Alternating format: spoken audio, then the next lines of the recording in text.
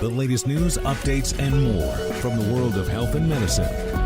This is Medical Minutes, brought to you by Community Health Network. It is that time again, time to go back to school. So we got to get the kiddos ready, and it's not just about getting the supplies. It's also about making sure that their sleep schedule and diets are on point. And if you're wondering how you can do that, well, you're in luck. We have Amanda Pantone, who's a registered dietitian, with our friends over at Community Health Network. Thank you for joining us. Thank you for having me this morning. No problem. So we've got some snacks out right now. We'll get to that in a moment. The first thing we need to tackle, bedtime, because as we go back to school, of course, it's important to get our kids conditioned for the amount of sleep that they need per night. Yes, correct. It's important to get the recommended amount of sleep to help with attention, memory, mental, and physical well-being.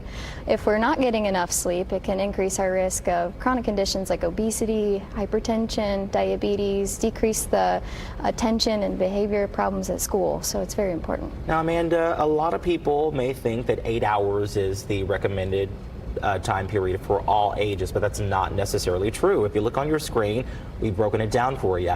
3 to 5-year-olds, they actually need 10 to 13 hours per night. 6 to 12, 9 to 12, and 13 to 18.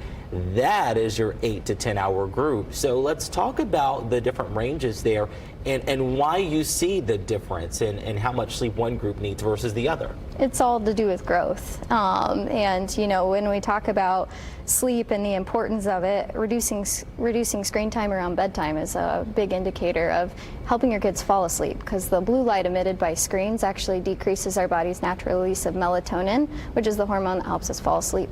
Now, what about kids that want the iPads, or they get that special light, that way they can read in bed? What do you recommend for that? I think reading at night would be okay, because we're not getting that blue light, but trying to set, limitations around, okay, these are the expectations an hour before bedtime, let's reduce that screen time.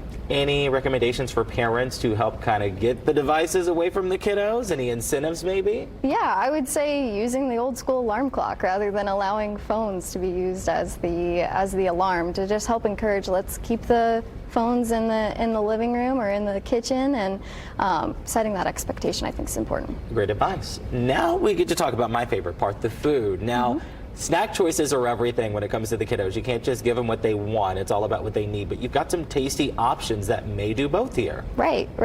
Yeah, and this comes from personal experience. My husband's actually a school teacher, and school lunches can be really early. He told me yesterday his earliest school lunch was 10:30. So when kids get home, they can be quite hungry. So it's important to grab snacks that have both protein and good sources of fiber, which come from our whole grains, fruits, and vegetables. What I love about this one is that it's really easy, and you can keep it at room temperature. Hummus and chicken salad. Yeah, so if you're sending them with it to school, I encourage, pack a cold bag with some ice packs to allow for more options, even if they're going to have after school activities. Now over here we have apples and trail mix. Tell us a bit about why you made that option. Yeah, so the trail mix is going to be more of the protein and healthy fat, and then the apple, I always use snack time as a time to kind of bridge gaps on a food group maybe you haven't hit on that day, whether that be a whole grain, a fruit, or vegetable with your protein. I didn't think about it that way. I was simply thinking from the travel standpoint. All of these are sold in very small containers. That way you can throw them in a bag. I keep some actually in my own, because you can just throw them on the go. If you want to cut it up and make it at home, same thing. You've actually got it in the bags. That way parents can really set this out for the week and get things going. And provide options, which is always important. Oh gosh, especially with the kiddos. Yes, for sure. Now, we have one more thing we want to hit on here. As we go back to school, are there any recommendations that you have for parents that are trying to decide if they want to do this versus just having their kids do school lunch? Yeah, so the big thing with school lunch is, with it being so early, they might be really hungry come dinner time. So I would recommend offering a midday snack, just to help bridge those gaps, especially if they have after school activities. Dinner's not going to be until 6:30, 7 o'clock. Really important to make sure that come dinner they're hungry and ready to eat, to help with portion control, but not starving where that portion control becomes difficult. Wonderful, great advice. All right, parents, make sure you pack something even if your kiddo is getting school lunch. Amanda, thank you so much. This is Medical Minutes, brought to you by Community Health Network. Learn more and get more with Wish TV. Online at wishtv.com, and when you follow Wish TV on Facebook, be sure to check out more great podcasts from the All Indiana Podcast Network now. Now at allindianapodcastnetwork.com.